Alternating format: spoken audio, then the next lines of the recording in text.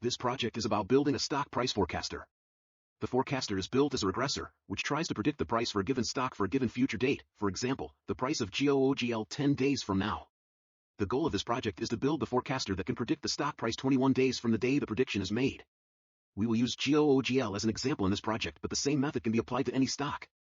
In the end, we will evaluate our method on Gogl and 198 randomly picked stocks, to ensure 5% margin of errors at 95% confidence level, out of 410 stocks from S&P 500, 2009.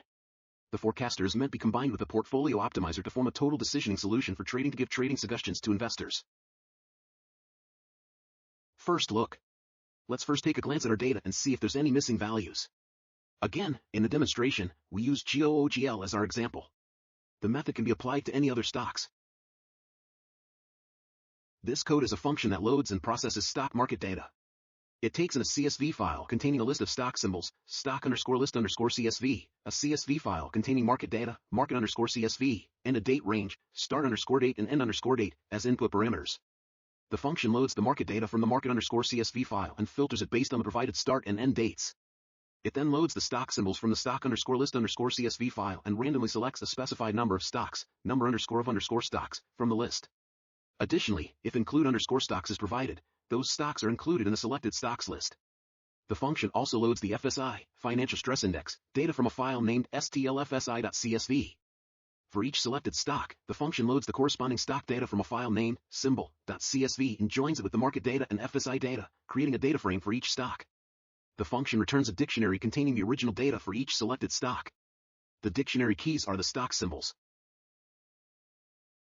We can see that we don't have any missing values to be taken care of for Gogl. The financial stress index is calculated weekly, so we'll have to fill in for the dates between the calculations ourselves. A closer look. Now let's take a look at the statistics of the stock price data. The code calculates various statistics for a stock price column in a data frame. It calculates the number of trading days, the minimum, maximum, mean, median stock prices, the standard deviation of stock prices, and the coefficient of variation of stock prices. It then prints these values. We can see that we don't have any outliers here in the stock price data. And the coefficient of variation is less than 1. Let's inspect the statistics of other features. This code is used to inspect all the columns of a data frame called df_main. It computes basic statistical measures for each column, such as count, mean, standard deviation, minimum, and maximum values. The output is displayed using the display function. Here we can see that the distribution of our data are generally skewed and the scales for different features are wildly different. To better see this, let's view our data in visual. Exploratory visualization.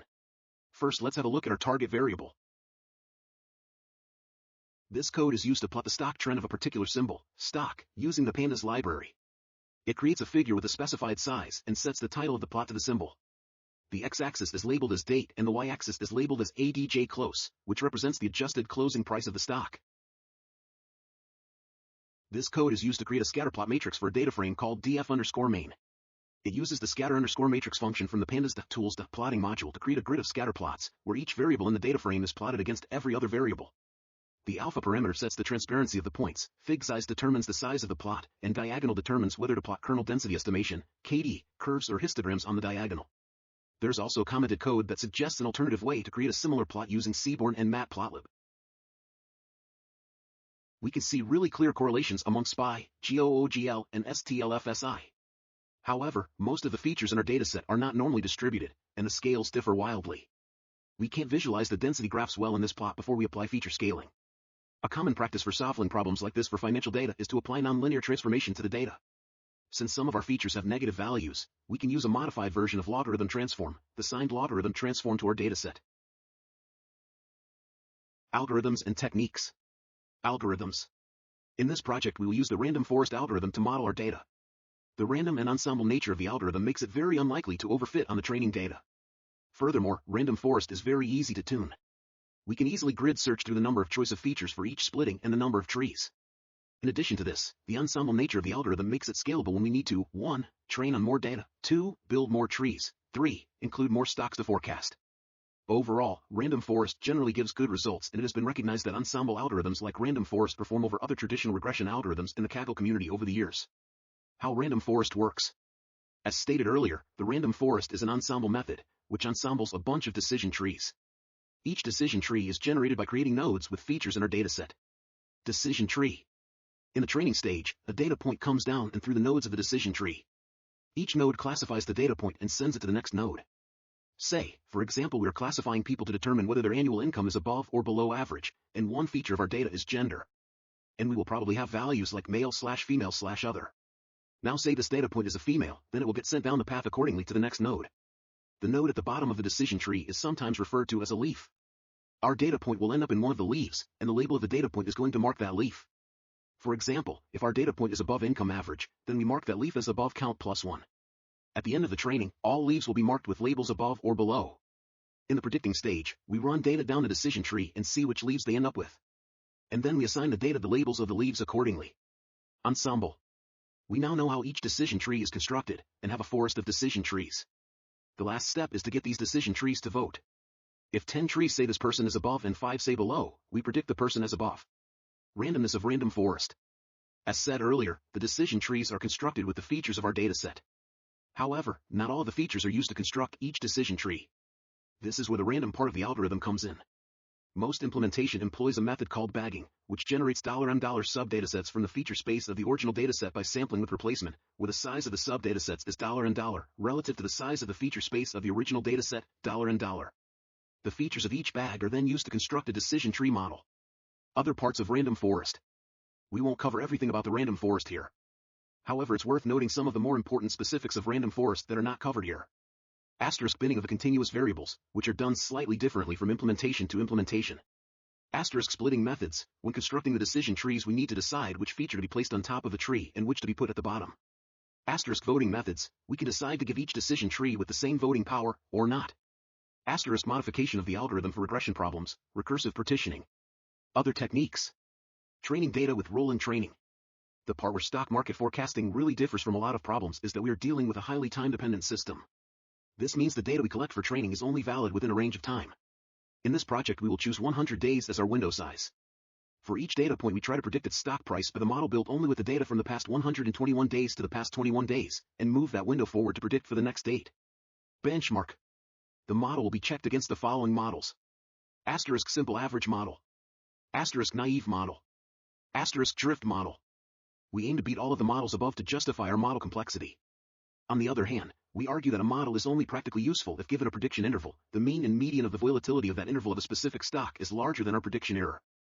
More rigorously, given a stock S, with price P, S, T, and a prediction interval I, if the 70th percentile of P, S, T plus I, P, S, T, / P, S, T, greater than 1.282 sigma _erp, assuming the mean _erp equals 0, for all T, then there will be 55% of chance that if we long/short at time T according to our forecast, we can make a profit of it.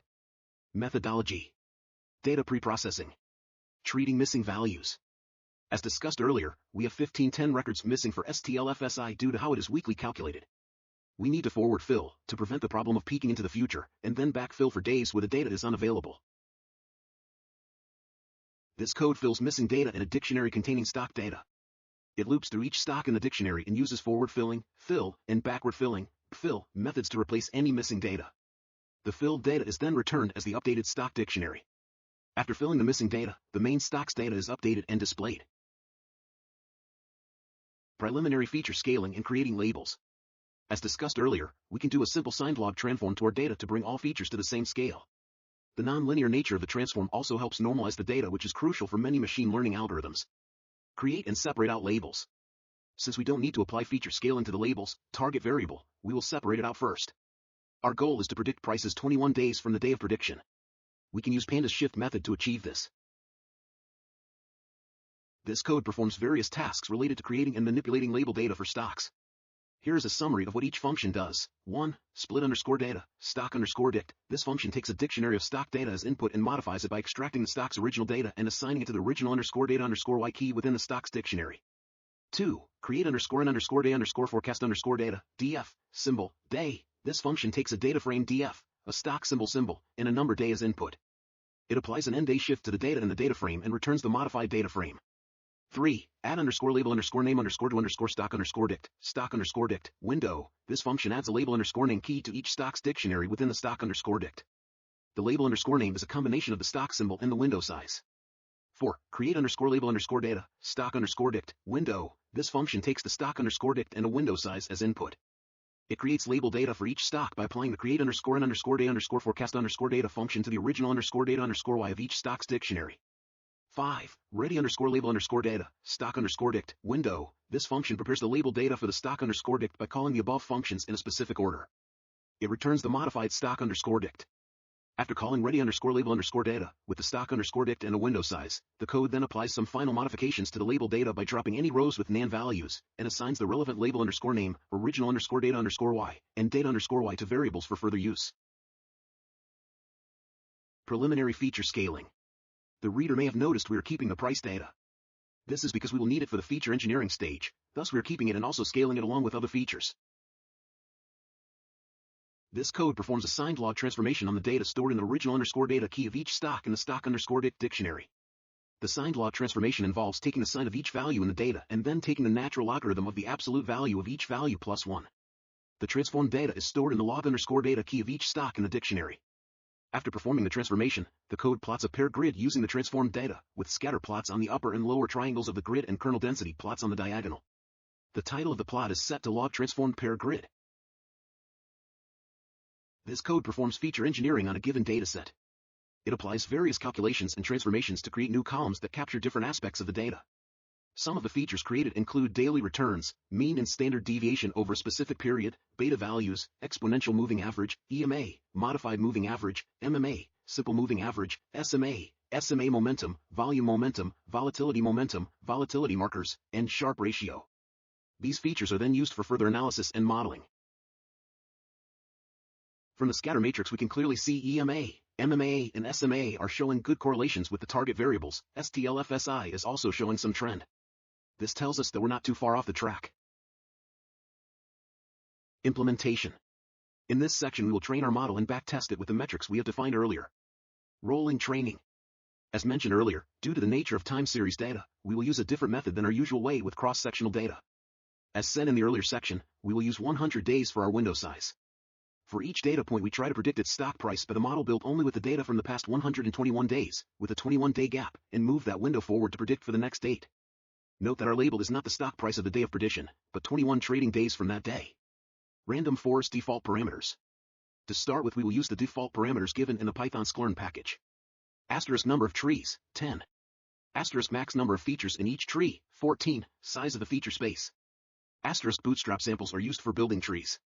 Note that due to the stochastic nature of the algorithm, we have set a global random seed equals 0 to make sure the reproducibility of the result. This code performs supervised learning on stock data. It uses the scikit-learn library to train and evaluate different models, including random forest regression and linear regression. It defines some utility functions for finding outliers and extracting the n-smallest elements in a list. The code then makes predictions on the stock data using the trained models and calculates metrics such as R-squared and mean squared error. It also generates visualizations, such as box plots and scatter plots, to analyze the results. Finally, it identifies the stocks with the smallest and outlier R-squared values. Checking against our benchmark. This code defines a function called inv_sign_log that takes a data frame as input and calculates the inverse sign log transformation on it. It returns the transformed data frame.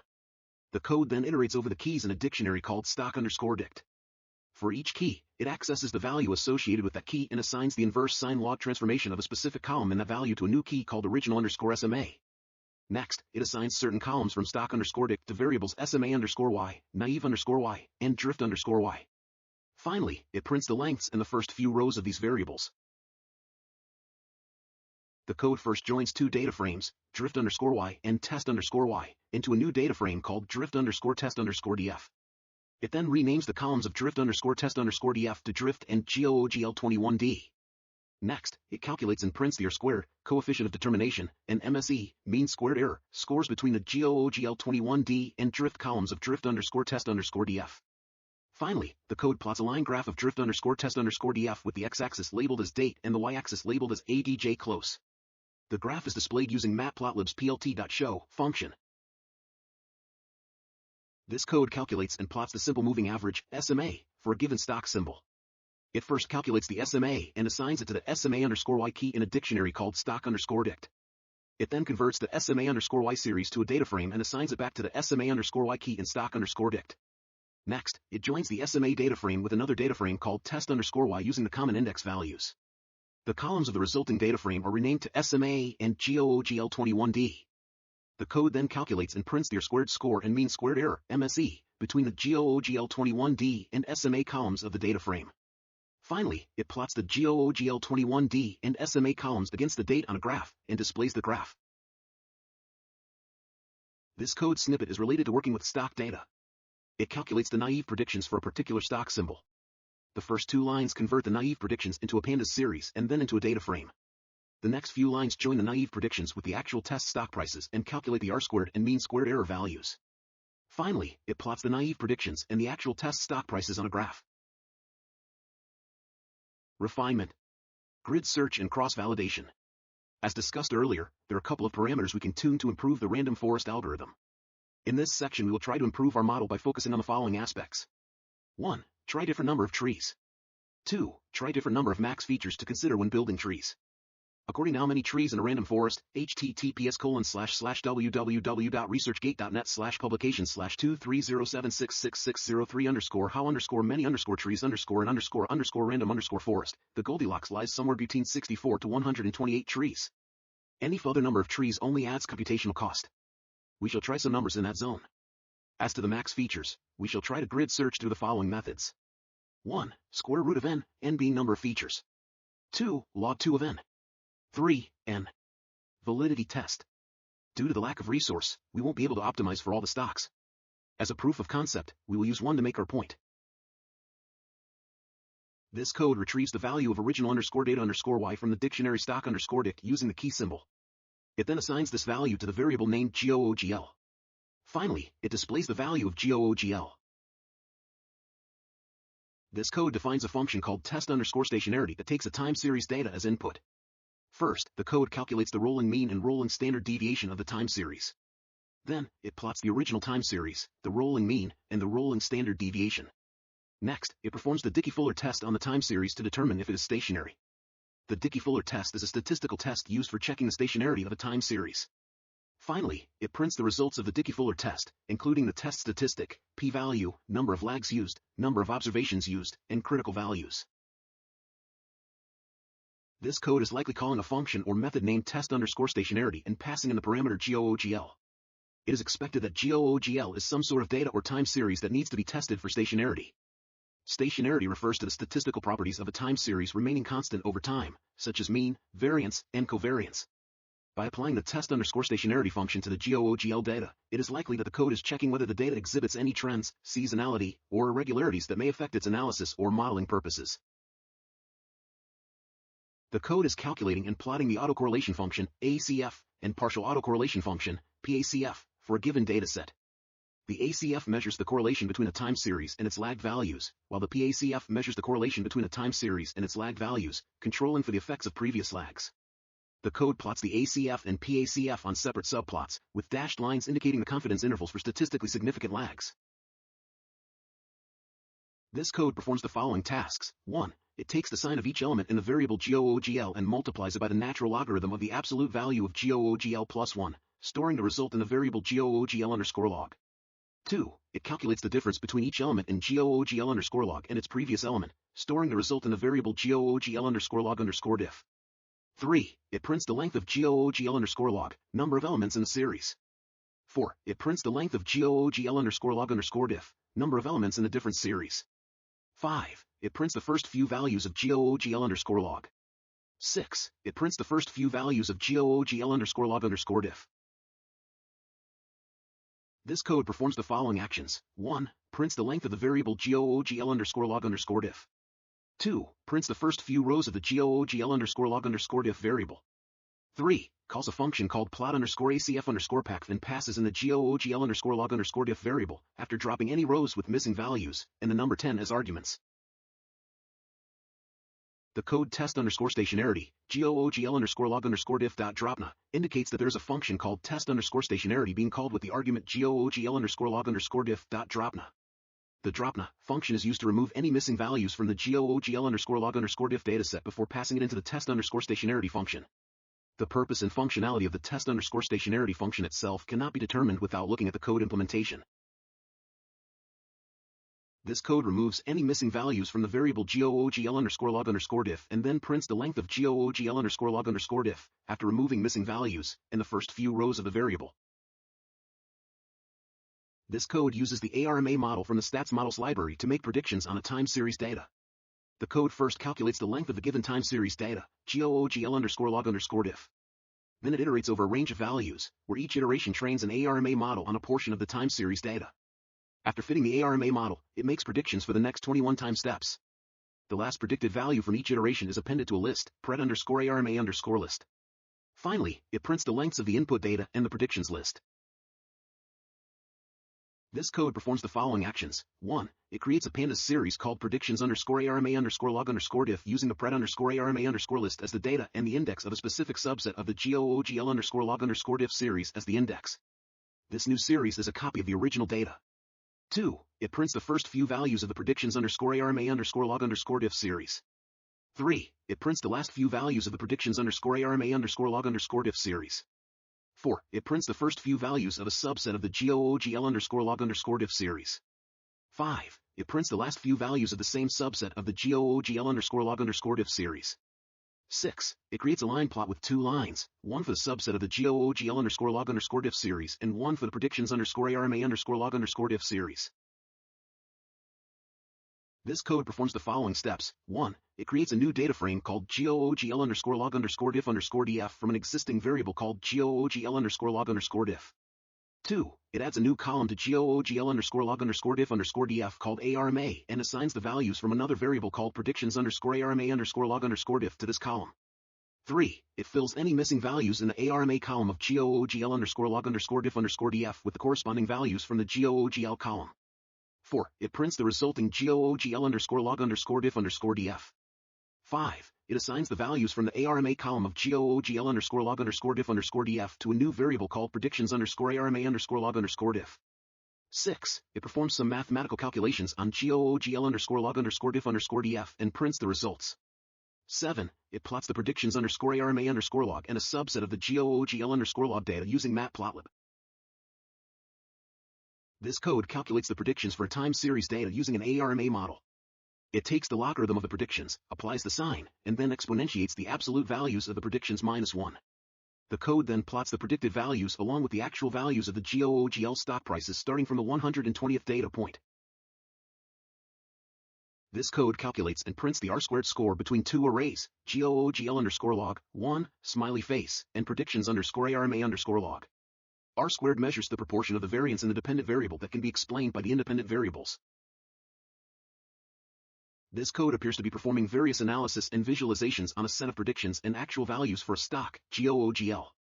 First, the variable predictions_ARIMA is calculated by taking the sign of the logarithm of the predictions, multiplying it by the exponential of the absolute value of the logarithm of the predictions -1. Then, the R-squared score between the actual values, Gogl, and the predictions is calculated using the R2_score function. Next, the residuals, the difference between the predictions and the actual values, are calculated and stored in a data frame called res. Lastly, a scatter plot is created using res data frame, with the actual values, Gogl, on the x-axis and the residuals on the y-axis. A horizontal line is drawn at the mean of the residuals. The resulting plot is displayed. This code prints the head and tail of a data frame called predictions_ARIMA_log. It also creates new columns in a data frame called data_x for various time-shifted versions of the predictions_ARIMA_log data. It then prints the head and tail of the data_x data frame. Finally, it drops any rows with missing values in the data_x data frame and prints the head and tail again. This code is performing various operations on two data frames, data_x and data_y. First, it prints the number of null values in each data frame using this null.sum function. Next, it prints the length, number of rows, of each data frame using the len function. Then, it prints the first 5 rows of data_x and data_y using the head function, and the last 5 rows using the tail function. After that, it drops any rows with null values from data_x using the dropna function, and maps the corresponding rows in data_y based on the indices of data_x. It then prints the new length of data_x and data_y. Finally, it tries to drop some specific columns from data_x using the drop function, and if those columns do not exist, it prints a message saying they're already gone. Lastly, it prints the remaining columns of data_x. The code defines a function named make_predictions that takes in several inputs, data_x and data_y, which represent the features and target variables, date_range, which represents a range of dates to make predictions for, estimator, which is an estimator object used for prediction, and an optional parameter window, which sets the size of the training window. Within the function, a loop iterates over each date in the date_range. For each date, it extracts the corresponding test feature, test_x, and finds the index of the date in the date_x index, u. If the training window goes beyond the start of the data, a value error is raised. Next, it selects the appropriate training features and target variables, train_x and train_y, based on the index of the date and the specified window size. The estimator is then fitted with the training data.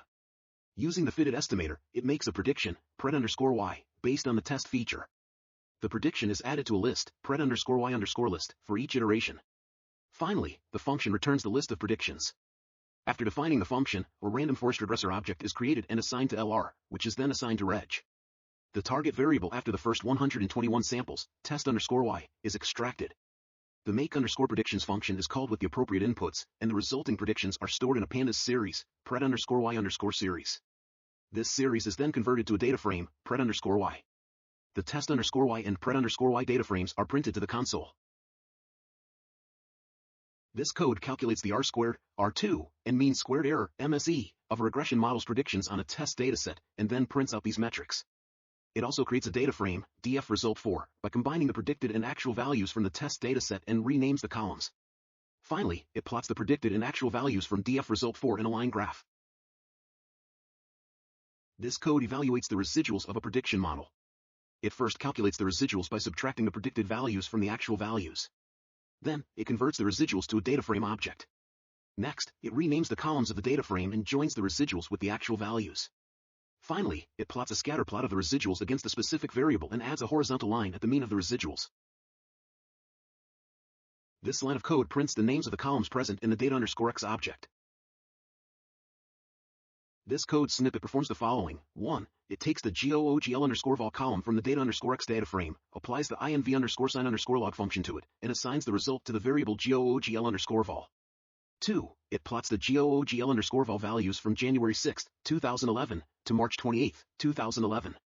3. It displays the summary statistics of the Gogl_vol variable. This code snippet performs the following actions. 1. It assigns the column Gogl_vol from the data frame data_x to the variable Gogl_vol_log. 2. It calls a function called test_stationarity passing Gogl_vol_log as an argument. 3. It calls a function called plot_acf_pac passing Gogl_vol_log and the value 10 as arguments. This code calculates the log difference of a variable called Gogl_vol_log and stores it as Gogl_vol_log_diff. It then prints the lengths of both variables, as well as the first few values of each variable. This code generates a plot showing the autocorrelation and partial autocorrelation of a specified time series data. The data, in this case, is the logarithmic difference of the volume of Google stock, GOOGL. The plot represents the correlation between the current observation and the lagged observations at different time intervals. The code is calling a function named test_stationarity and passing a dataset as an argument. The dataset is obtained by dropping any missing values from a variable named Gogl_vol_log_diff. The purpose of this code is to test the stationarity of the dataset by performing a statistical analysis. The code Gogl_vol_log_diff.describe calculates descriptive statistics for the variable Gogl_vol_log_diff. It provides information such as count, mean, standard deviation, minimum, maximum, and quartiles, giving a summary of the distribution of values for the variable. The code first drops any missing values from a variable called Gogl_vol_log_diff. Then, it calculates the cumulative sum of the values in Gogl_vol_log_diff and stores the result in a new variable called Gogl_vol_log_diff_sum. Next, it converts Gogl_vol_log_diff_sum into a data frame format and assigns it to Gogl_vol_log_diff_sum_df. Finally, it plots the values in Gogl_vol_log_diff_sum_df using the plt.plot function. This code first calculates the length of a variable called Gogl_vol_log_diff and stores it in the variable date_length. Then, it initializes an empty list called pred_list. Next, it loops through a range of values starting from 0 and ending at date_length 257 plus 1, inclusive, setting the loop index value to the variable at each iteration. Within the loop, it creates an ARIMA model using the subset of Gogl_var_log_diff from index I to I plus 252 and with an order of 8, 0. It fits the ARIMA model to the data and stores the results in the variable results_AR. It then suppresses any warning messages. After that, it uses the fitted ARIMA model to make a prediction for a range of values, starting from the length of the fitted values -1 and ending at the length of the fitted values +5, with the option of allowing dynamic updates. It stores the predictions in the variable pred_ARIMA. Lastly, it appends the last value of pred_ARIMA to the pred_list and repeats the process for the next iteration of the loop. Finally, it prints the lengths of the Gogl_val_log_diff list and the pred_list list. This code creates a pandas series named predictions_log_diff using a list of predictions and the index from another pandas series called Gogl_val_log_diff. The predictions_log_diff series includes only values starting from index 256. The code then prints the first and last few values of the predictions_log_diff and Gogl_val_log_diff series. Finally, the code plots the values from the Gogl_val_log_diff series starting from index 256, and overlays the values from the predictions_log_diff series on the same plot. This code performs the following actions. 1. Converts the Gogl_val_log_diff variable into a data frame called Gogl_val_log_diff_df. 2. Adds a new column to Gogl_val_log_diff_df called ARIMA_val and assigns it the values from the predictions_log_diff variable. 3. Fills any missing values in the ARIMA_val column of Gogl_val_log_diff_df with the corresponding values from the Gogl_val column. 4. Prints the Gogl_val_log_diff_df. 5. Assigns the values from the ARIMA_val column of Gogl_val_log_diff_df to the predictions_log_diff variable. 6. Calculates the cumulative sum of Gogl_val_log_diff_df and adds it to the initial value of Gogl_val_log. Assigns the result to Gogl_val_log_addback. 7. Calculates the cumulative sum of predictions_log_diff and adds it to the initial value of Gogl_val_log. Assigns the result to predictions_log. 8. Prints the first few values of Gogl_val_log_addback, Gogl_val_log, 1, smiley face, and predictions_log. 9. Prints the last few values of Gogl_val_log_addback, Gogl_val_log, 1, smiley face, and predictions_log. 10. Plots predictions_log and Gogl_val_log using matplotlib.pyplot. This code is plotting two sets of data using the matplotlib library. The first two lines of code plot the predictions data and the Gogl_val data from a specific date range. The next four lines of code apply a transformation to the data and plot the transformed data from a different date range. The last two lines of code calculate the R-squared score between the original and transformed data. The commented line at the end is just a debug statement.